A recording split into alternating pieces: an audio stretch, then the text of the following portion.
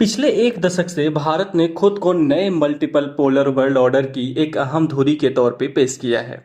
एक कदम अमेरिका में तो दूसरा रूस में और चौकन्नी नजर चीन पर। लेकिन यह ढांचा अब हिलने लगा है।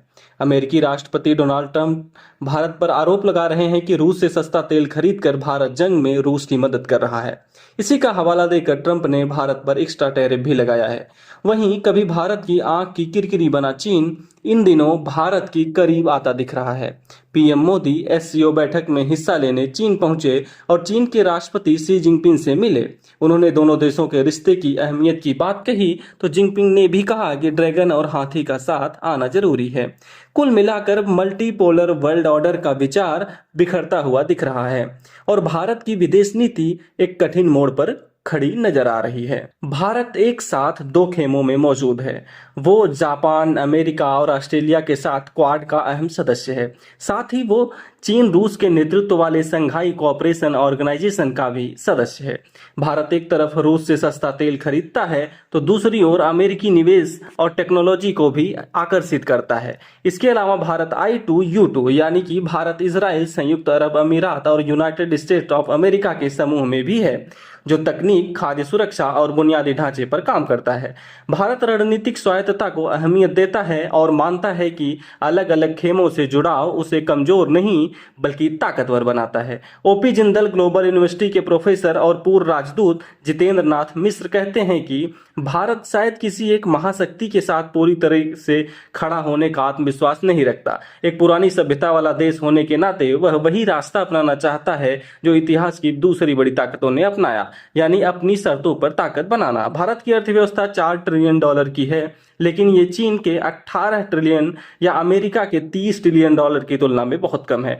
हथियारों को इंपोर्ट करने के मामले में भारत दुनिया का दूसरा सबसे बड़ा देश है, लेकिन हथियारों को एक्सपोर्ट करने के मामले में टॉप 5 में भी नहीं आता।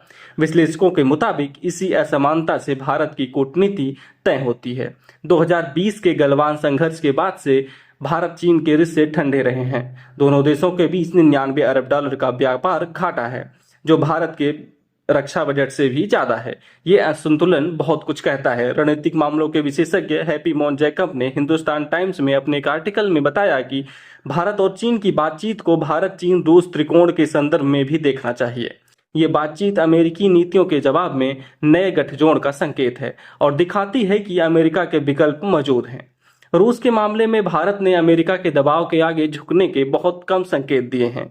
हाल ही में विदेश मंत्री एस जयशंकर की रूस यात्रा ने साफ किया कि पश्चिम की पाबंदियों और रूस की चीन पर निर्भरता बढ़ने के बावजूद भारत इस रिश्ते को बेहतर बनाए रखना चाहता है। ये उसकी एनर्जी लाइफलाइन भी है और विदेश नीति की स्वायत्तता का संकेत भी।